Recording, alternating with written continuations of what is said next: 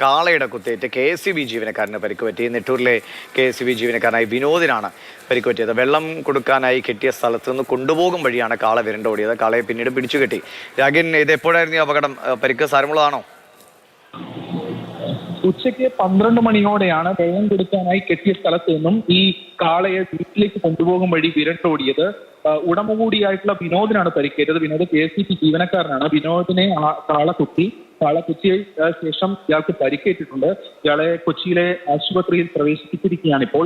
അതിനുശേഷം ഏകദേശം 12 മണിക്കും 3 മണിക്കും ഇടയിൽ ഈ കാള വിരണ്ടു നിൽക്കുന്ന സ്ഥിതിയാണ് ഉണ്ടായത്. അതിനുശേഷം വെറ്ററിനറി ഓഫീസർമാർ, അതോടൊപ്പം തന്നെ പോലീസ്, ഫയർഫോഴ്സ് ഉൾപ്പെടെ സ്ഥലത്തെത്തി ഏറെ നേരം പണിപ്പെട്ട ശേഷമാണ് ഈ കാളയെ പിടിച്ചുകെട്ടാൻ കഴിഞ്ഞത്.